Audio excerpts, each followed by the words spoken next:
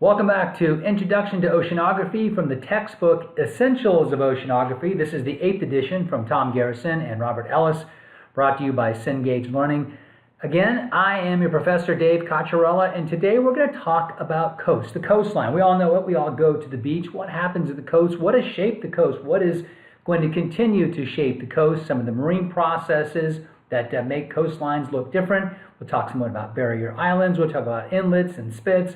We're also going to take a look at the way people can affect the coastline and reinforce the coast or change the coast, the things they do. So let's jump right in. We'll head to the beach and we'll talk about the coast. Coastal processes, the things that happen along the coast and why they happen. So main concepts in this chapter: the location of the coast depends primarily on global tectonic activity and the ocean's volume of water. That determines sea level and where the coast may be at any given point in geologic time. The shape of the coast is a product of many processes, including uplift and subsidence, the wearing down of land by erosion, the redistribution of materials by sediment transport, and deposition. Coasts are classified as erosional or depositional coasts. Beaches change shape and volume as a function of wave energy and the balance of sediment input and removal, and human interference with coastal processes has generally accelerated the erosion of coasts near inhabited areas. All right, how are coastlines shaped? Well, they are shaped by marine and terrestrial processes, not only what's happening with the ocean, but what's happening with land as well. Coasts are affected by erosion. Of course, that's the movement away of sediment, and deposition, the deposition or the placing of sediment. And also sea level change. And sea level, as we have learned, has changed over all of geologic time. The thinking at this time is that generally on a global scale, sea level is increasing. And we can see, looking at different proxy data, that sea level has been increasing for about the last 10 to 11,000 years, since the last ice age, the Wisconsin ice age, ended. Erosional coasts, dominant processes remove material, and depositional coasts, the dominant processes, add sediment. And we talk about static change, or again that concept of isostasy or isostatic rebound, in that continents move up and down based on how much mass is in the continent. If more is added to the continent, it sinks and maybe sea level rises. If mass is taken away from the continent, it may rise and sea level drops. So those eustatic changes, variations in sea level that affect coasts and the bordering seabed. So the shape of the coast is a function of the processes of uplift and subsidence, erosion, transportation, and deposition. Long-term changes in sea level, local changes can come from tectonic motions and isostatic adjustment. There's also some coastal changes that can occur because of winds and currents, and those eustatic variations that can be measured worldwide, meaning what is the sea level based on glaciation? Is there more ice locked up on the ice sheets and therefore less water in the ocean? The volume of a basin can vary due to sediment accumulation, and also it can vary due to seafloor spreading. And we also see changes in water volume due to thermo expansion, meaning a warmer sea surface is going to be thicker and a colder sea surface is going to be thinner. So all of these different processes at a global and at a local scale can change the shape of a coastline over geologic time. So let's talk about sea levels. What we have known is that, again, essentially sea levels have been on the rise for the last 10 to 11, maybe 12,000 years in a significant way. Sea levels past and future. Sea level rose rapidly at the end of the last ice age as glaciers and ice caps melted and water returned to the ocean.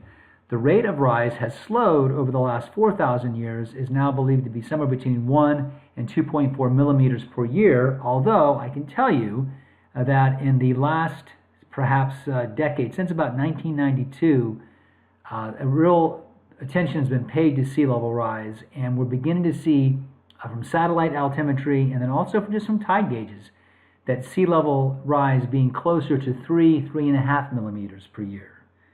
So projections of sea level through the year 2100, and again, you see numerous projections because there's numerous different models, but those projections, 7 different groups, have estimated future sea levels based on historical observation and climate models, and even the most conservative of these shows a 20 centimeter or an 8-inch rise Some of the less conservative show a rise more on the order of 2 feet, so significant rises. And again, new data over the last 10 to 20 years has really begun to see significant potential increases in sea level, and mainly from 2 things: the melting of the ice sheets, and then also that thermal expansion of the ocean as it does warm up.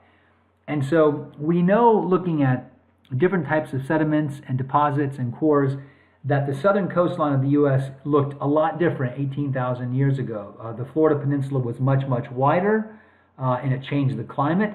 And this 18,000 year ago view was because lower sea levels were in place due to the fact that most of the water was locked up in the ice sheets. So because of lowering sea level, the position of the gently sloping coast had been as much as 125 miles further out to sea from the present shoreline, which meant that much of the continental shelf was actually exposed. Now, if sea level continues to rise in the distant future, Florida could look something more like what you see in the bottom picture. But I will tell you that when we look at sea levels in the deep past, we know that at times Florida was almost completely inundated or was completely underwater, and then at other times it was this very wide, broad peninsula. So there's been a lot of fluctuation in what the state of Florida has looked like over the last few hundred million years. So how do we classify coastlines? They're classified based on the predominant events occurring at that coast. Again, I've talked many times that science is all about classification, putting things in distinct groups. So erosional coasts are new coasts in which the dominant process is erosion which exceeds deposition. All right, more erosion is occurring than deposition. They tend to be rocky, and oftentimes they also tend to be coasts that are seeing a lot of uplift. Depositional coasts are steady state, or sometimes they're growing because the rate of sediment accumulation is more than what's taken away, and sometimes there's also the actions of living organisms like coral. So you have a depositional coast in the picture where it's sandy, and erosional coast where it's rocky. The inevitable process of erosion will tend to change the character of any coast from erosional. So it starts out with uplift and erosion and rockiness, but eventually all that wave action will eventually change the character of any coast from erosional to depositional. So what are the causes of erosion? There's erosions from streams that flow in from the mountains, abrasion of wind. There's alternate freezing and thawing of water and rock cracks that helps to break up rock. Plant roots can weather and break down rock. Glacial activity can create erosion. Rainfall can create erosion. Dissolution of acids from the soil, which includes sinking and settling. Lots and lots of ways that you can that rock can be broken down by weathering and then eroded. Now, much more detail is given to this concept in an earth science class, and as part of your science curriculum, you may want to consider taking an earth science class and talking more about erosion and deposition and how it works. So high energy coasts are battered by large waves. High energy coasts tend to have sea cliffs and sea caves and sea stacks and wave cut platforms. Eventually, even those high energy coasts begin to be straightened out and also changed into less high energy coasts and more into depositional coasts as selective erosion occurs, and literally what can be rocky and jagged coastlines can be straightened out over many, many thousands, or maybe hundreds of thousands or close to millions of years. So here's your erosional coast at low tide. You've got your sea arches, your sea caves, your big cliffs, your sea stacks, and as that water moves up, it erodes and breaks away the sea cliff, and what ends up happening is below the level of the water, you get these wave-cut platforms. So the wave-cut platform is going to be very, very flat. Wave erosion of a sea cliff produces a shelf-life wave-cut platform, and typically it's only going to be visible at your low tides. So here's the result of wave action on a coast. You see these deep sea cliffs and that wave-cut platform. That's what you see between the two cliffs, that flat, like table-like structure there. That is a wave-cut platform. That's Tasmania, which is, of course, the island south of Australia. And this is, of course, is going to be at low tide. All right, here's another sea stacks. This is another thing where selective erosion, or just differences in the way the waves strike the coastline, breaks off these sea cliffs and leaves these sea stacks. Now, eventually those sea stacks will be eroded away as well, and you can already see how this coastline is beginning to be straightened to some degree. And this is another photograph from Australia. So this is how that selective erosion occurs. Coastal erosion tends to produce a smooth shoreline. So shorelines are smoothed out and straightened by coastal erosion. Wave energy converges on headlands. Again, we're going to talk about refraction of waves, but it tends to bend them into headlands. And so you get wave energy focusing on both sides of the headland, and then it tends to be less in the bays. So the accumulation of sediment derived from the headland in the bays eventually smooths the contour of the shoreline. So you can see a headland eventually turns into these sea stacks, and as those beaches deepen and thicken, the entire coastline straightens out. So marine erosion is usually most rapid on high energy coasts, frequently battered by large waves.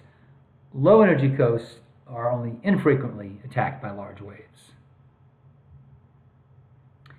So coasts can also be shaped by land erosion and also sea level change. So sea level change may actually cause sea level to rise up into what used to be some deep canyon or where a river has cut down to the sea. And in those situations, you get what are referred to as drowned river mouths. So we talk about Sydney Harbor, but much better examples of drowned river mouths are the Delaware and the Chesapeake Bay and the Hudson River Valley, where sea levels have come up and literally drowned old rivers that had cut down through the continent. And then fjords are deep, narrow bays, and they're also formed by tectonic forces and then later modified by glaciers that move down and erode the valleys into deep U-shaped troughs. And then as sea level comes up, it drowns those U-shaped troughs, and you get these deep, narrow fjords. So we'll talk a little bit about beaches. We showed you how sea cliffs can be eroded away and beaches develop in more tranquil bays. And so a beach zone, or a beach, is a zone of loose particles that cover a shore. Beaches dominate depositional coastlines. So when it's erosional, you're seeing the uplift and the battering, but as the character changes to a depositional coastline, that's when you start to get beaches. And beaches occur when sediment, usually sand, is transported to places suitable for deposition, meaning it's moved there and then it's able to fall out of the medium moving it, mostly water, sometimes wind, and be stable. So we have some unique features of a beach, including the berm crest, the backshore, the foreshore, the beach scarp, longshore trough, and the longshore bars. So the backshore is what's going to be up against the dunes, and the foreshore is going to be what separates the backshore from the actual water itself. The near shore is going to be those the breakers, and the offshore is just out beyond where the breakers are. And the wave action tends to create these berms and berm crests along the beach and beach scarps. And the beach scarp is where maybe high tide comes up to, and so it erodes away up to that point, and it leaves a little bit of a small cliff in the sand. And you've seen that at our local beaches at times. In the summertime, you don't see it as much as you see it in the wintertime. And then the way water pulls sand back off the ocean, you tend to get these longshore bars. And these longshore bars are very important because if you listen to media talking about beach and boating conditions, oftentimes they want to talk about the rip current threat. And rip currents literally occur where these longshore bars are cut out by waves. And when we talked about waves, we talked about longer period waves being able to feel the bottom earlier. So if you have a very short period wind wave, these waves just sort of move over these longshore bars and break on shore. But if you have a much longer period wave that feels the bottom earlier, those wave circles, those epicircles, will tend to erode and break out these longshore bars. And so what happens is you get a bar that's sustained and then an area where it's broken out because of a longer wavelength of waves. And what happens is water gets pushed up the beach and tends to rush out in that break. And it's in that break in the longshore bar where you tend to get your rip currents. All right, so depositional coastline, low energy. This is what we basically think of as a beach, and this happens to be yet another picture from Australia. But you can see that you've got calm waves and seawater that pools in the backshore, and it's a very, very calm and settled environment. And that's going to be on depositional coast. Your erosional coast is going to be the cliffs and the battering breaking waves. A lot like what you see in parts of Hawaii, a lot what you see in California, and the New England coastline north of Boston. All right, beach profiles. Flatter beaches, the flatter the beach, the finer the material from which the beach is made. So if you have very, very fine powder sand beaches, you tend to get nice wide beaches, and we think about that on the Gulf Coast, particularly some Gulf Coast beaches in the Panhandle, where you have more larger particles. You think of the beaches you might see on the East Coast or even down in the Keys. So the flatter the beach, the finer the materials from which the beach is made. Large particles tend to form steeply sloping beaches, and fine particles tend to form gently sloping beaches. Now, beaches are cut to a lower level in the wintertime because of more wave energy. Wintertime tends to have more storms and more waves, and then gentle summer waves tend to move sand on shore, while larger winter waves tend to pull sand offshore and expose that rock at the basement.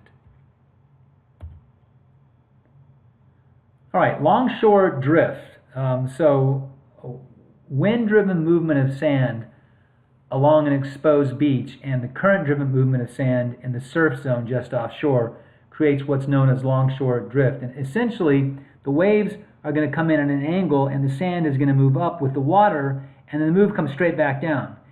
So you basically are taking sand from here and moving it up the beach, and then it comes back down, and sand from here up the beach and comes back down. And in the end, you tend to create this longshore drift. The movement of sediment, usually sand, along a coast by wave action is called longshore drift. Longshore drift occurs in two ways: wave-driven movement of sand along the exposed beach, which I just described, and the current-driven movement of sand in the surf zone. So this is the current moving sand up the beach. The longshore current moves sediment along the shoreline between the surf zone and the upper limit of wave action. So from about here back to about here, sand is moved, and that is that longshore current.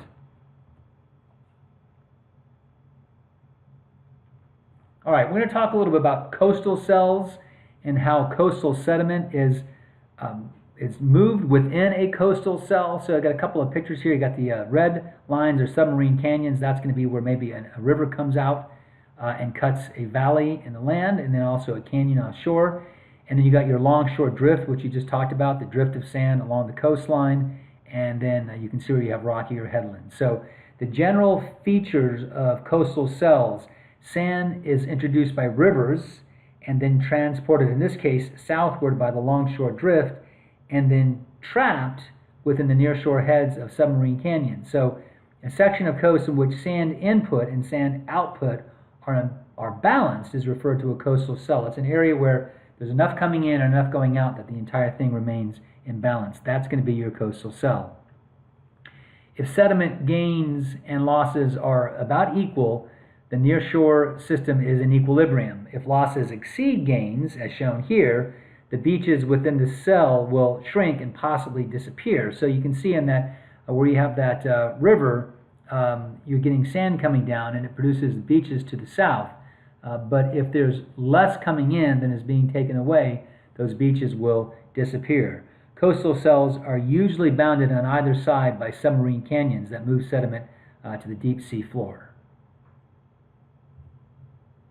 All right, let's talk about the larger scale features that accumulate on a depositional coastline. So Florida in the southeast is a depositional coastline.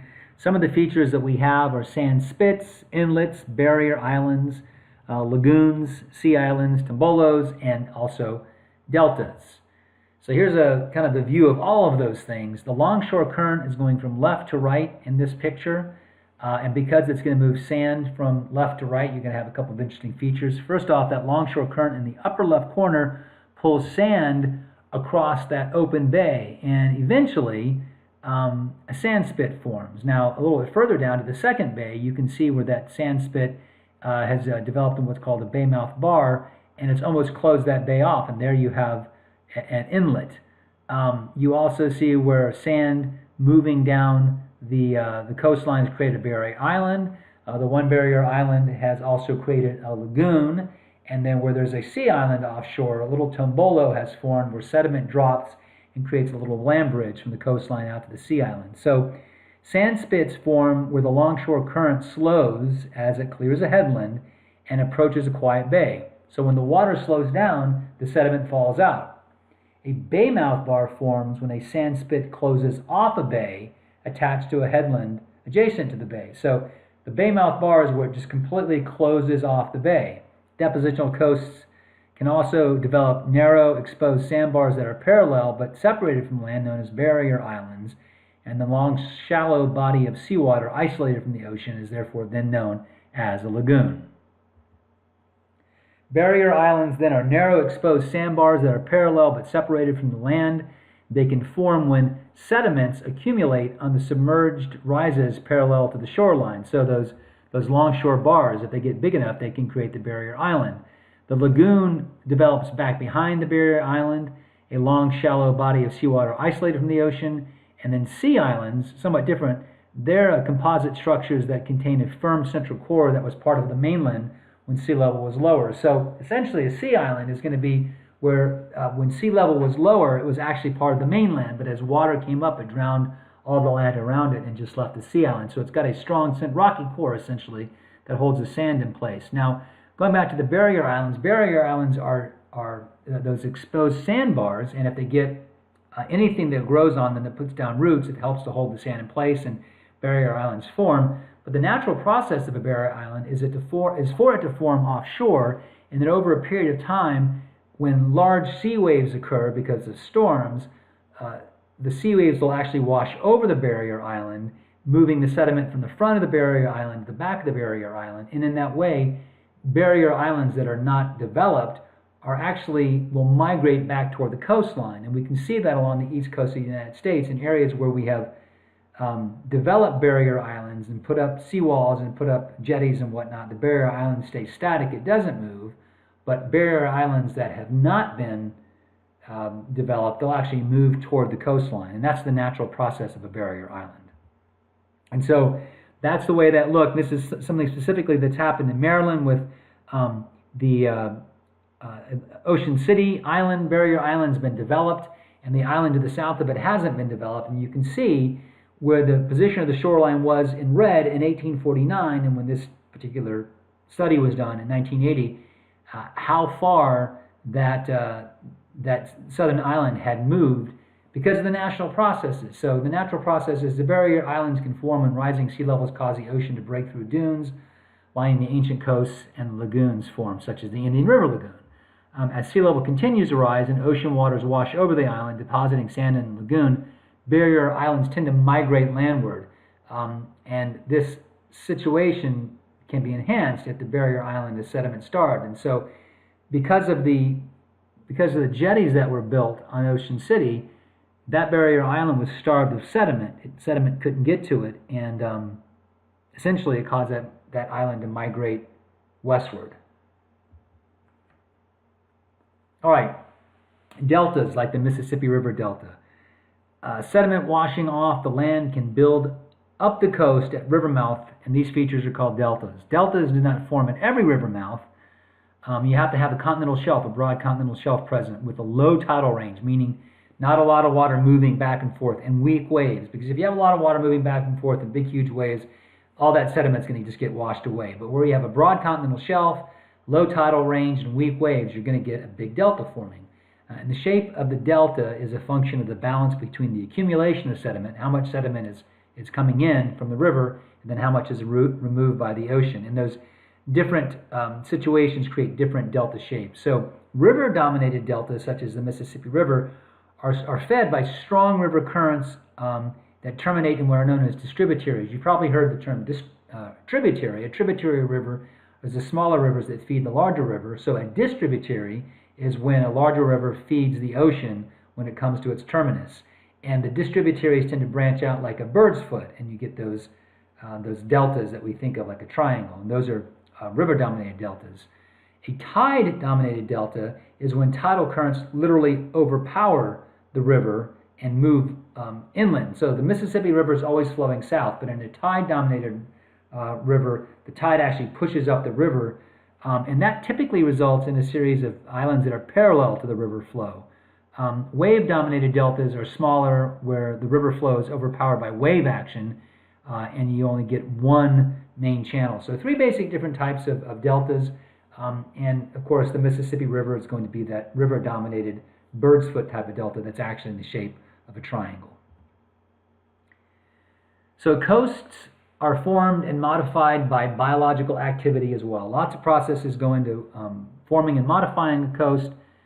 Well, one of those processes is going to be biological activity. So where do we find the most dramatic modifications? In the tropics, where corals grow, coral polyps grow, and they form reefs around volcanic islands. So the volcanic island, the volcano pokes up from the under the sea, and suddenly you have land above sea, and then over time, corals will develop what are known as fringing reefs around that island, and you get these coastlines, these new coastlines that are created.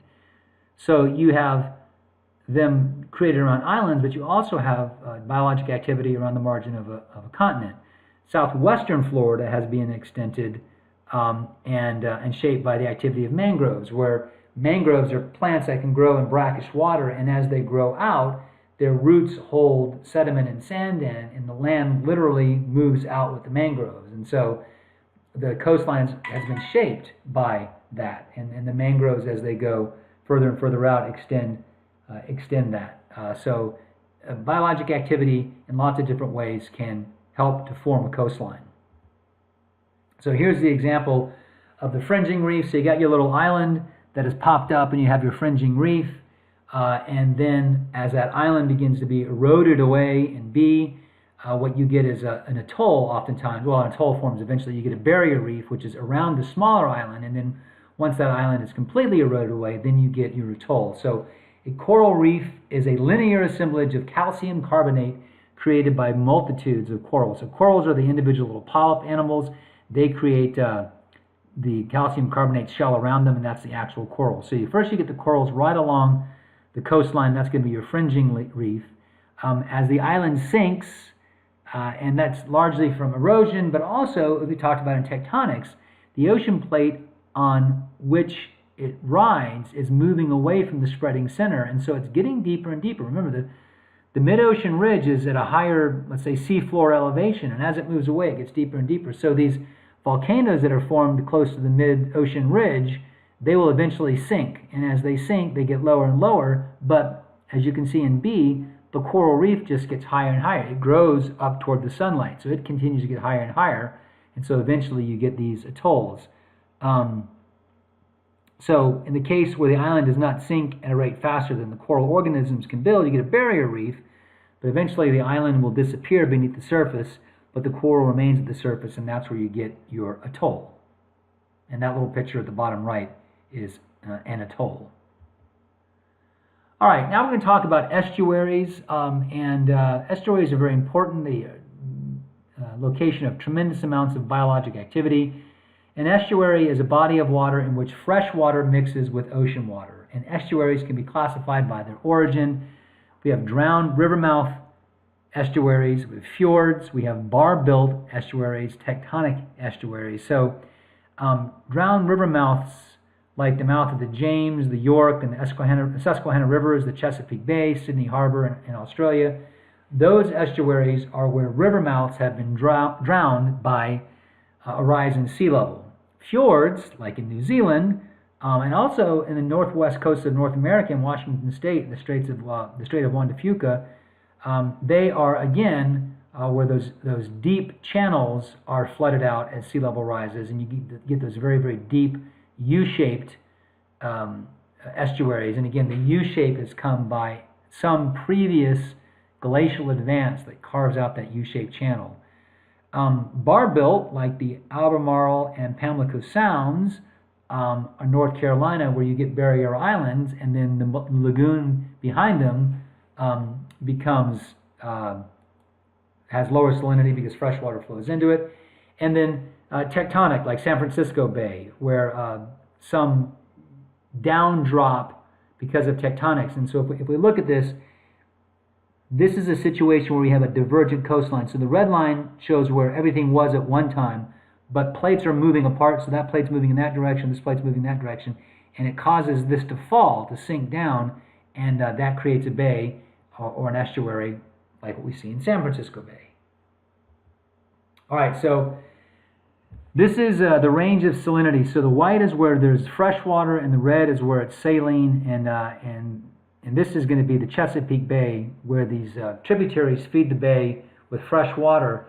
And you can see how the salinity increases as you get closer and closer to the ocean. So it's an example of a partially mixed estuary. The colors indicate salinity in parts per thousand. The typical distribution of surface salinity in an estuary ranges from 28% at the mouth to about 1% in its upper reaches. So you can see something interesting. The Coriolis effect, or the movement in the northern hemisphere to the right, forces the inflowing salt water against the right or the eastern bank. And so that higher stripe of 20% contour tends toward the right side of the bank. But that is a partially mixed estuary where fresh water flows in, and then tidal push pushes salt water in from the mouth. So we'll have a couple different types of estuaries, and we'll see cutaways of each one. A rapidly flowing large river basically keeps the ocean at bay, and the ocean seawater is going to be denser, so it's going to sink, and so you're going to get this wedge where fresh water lies on top of salt water, and so this is called a salt wedge estuary. And then you have a well-mixed estuary where slow-moving rivers with moderate to high tidal range. So the high tidal range means that as the tide goes high, it pushes salt water in, and as the tide goes low, the slow-moving river pushes fresh water out, and you get this well-mixed estuary. And then you get a partially mixed estuary, like the Chesapeake. And a partially mixed estuary retains some of the characteristics of a salt wedge and some of the characteristics of a well-mixed. It's somewhere in between, and they tend to be slightly deeper estuaries. And you can see there's still a little bit of a salt wedge, but there's also some mixing that goes on as well. And then we have the fjord, and again, in the fjord, the glacier carves out this U-shaped valley, but when glaciers form, they get to a certain point, and at that end point where they stop, eventually when they recede, they dump a tremendous amount of sediment at that end point, and those mounds of sediment are known as moraines, and a terminal moraine is the furthest extent of the glacier, and they also leave other moraines back as the glacier retreats, but the terminal moraine is this last one. So as a glacier, an alpine glacier, comes down a valley and carves out this U shape, it gets to a point where it stops. That's where it leaves a terminal moraine, and that terminal moraine acts as a sill at the mouth of the estuary, and it creates this estuary type, this fjord estuary, where you have this layer of fresh water on the top and the layer of salt water on the bottom. So what are the characteristics of the U.S. coastline? Something that we should all be able to identify with. The Pacific coast is an actively rising margin where indications of recent tectonic activity can be observed. It's an emergent coastline, all right? The Atlantic coast is a passive margin on the trailing position of the North American plate. So the North American plate is moving off to the north and west, and we're on the southeast corner of it in the Atlantic coast, the eastern corner of it. So we're on the trailing portion of it. So it's a passive margin. And then the Gulf Coast is this enclosed basin, which means it has smaller wave size, but also smaller tidal range. And that's what we get with the Gulf Coast. And also, on the Atlantic coast, you tend to get 2 high tides, 2 low tides a day. But if you're on the Gulf Coast, you only get 1. And that's, again, because it's that smaller enclosed basin. The water tends to slosh sort of back and forth over 24 hours in that basin. So humans certainly interfere in coastal processes. Human interference in coastal processes does not always, however, result in the desired result is the law of unintended consequences. Oftentimes, human interference is meant to slow beach erosion. You built a $200 million fabulous resort on a beach, and then next year big waves come and wash your beach away. Your visitors don't like that. So what do? You build a seawall, or you build a groin, or you build any other types of structures that can potentially help to hold your sediment in, hold your sand in, like a jetty. Unfortunately, those types of structures tend to starve other areas of the coastline of that sand. So here is a view of Sebastian Inlet, with the Sebastian Jetty on the north side, and of course the longshore current tends to be from north to south along the east coast of Florida. And the large, long jetty on the north side slows the water down and causes the water to largely dump its sediment on the north side. And so you can see how the beach has literally receded on the south side because it is sediment starved, and it's sediment starved by that jetty. So the jetty is very, very good at saving the sand on the north side, but it causes a problem on the south side.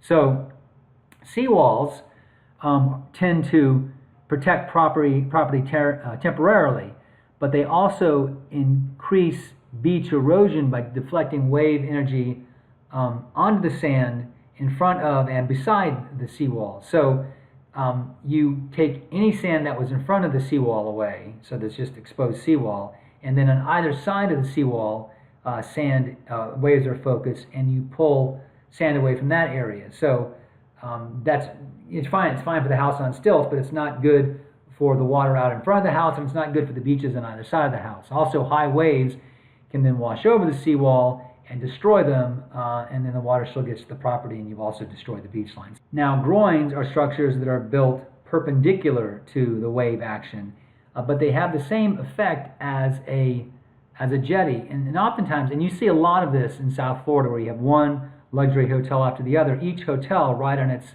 southern edge, will build a groin, and you can see how that groin holds sand on the north side and then depletes sand from the south side. So if you built your hotel here, you build a groin, you keep your beach, but the guy who builds a hotel here, he loses his beach, so he builds a groin. So it's a process they do right down the beach. So groins are structures that extend from the beach into the water. They help counter erosion by trapping sand from the current.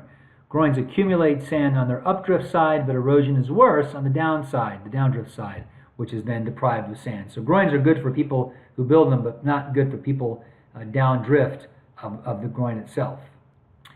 The other thing that humans do is they import sand onto beaches, and it's considered to be one of the best responses to erosion. However, of course, eventually that sand is just going to be eroded away.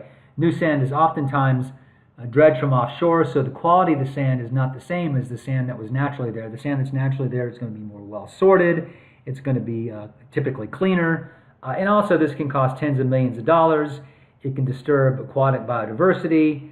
And then oftentimes it's going to be finer because you get more siltier types of sediments offshore, and so which also makes it dirtier, so it's more easily eroded. So it's easy to see it work. You bring the sand in and it works, and you have a new beach, but then it gets eroded almost more quickly than the previous beach. In Chapter 11, we've learned that the location of a coast depends primarily on the global tectonic activity and the ocean's water volume, while the shape of the coast is a product of many processes: uplift and subsidence, erosion, redistribution of material by sediment transport and deposition, even the biological activities of creatures along the coastline. Coasts are classified as erosional, on which erosion dominates, or depositional, on which deposition dominates. Natural rock bridges, tall stacks, sea caves are all found along erosional coasts. Depositional coasts often support beaches and accumulations of loose particles. Generally, the finer the particle on the beach, the flatter the slope of the beach. Beaches change shape and volume as a function of wave energy and the balance of sediment input and removal. And coral reefs and estuaries are among the most complex and biologically productive coasts that you find. And lastly, we talked about how human interference with coastal processes has generally accelerated erosion of coast near inhabited areas. That was Coasts from Essentials of Oceanography, the 8th edition, brought to you by Cengage Learning and written by Tom Garrison and Robert Ellis. And we learned all about the beach and why the beach looks the way it does and why some coastlines are rocky and some coastlines are sandy, and what it all means when humans get involved and start beginning to try and change the coast or keep the coast from changing because of natural processes. Next, we're going to take a look at life in the ocean.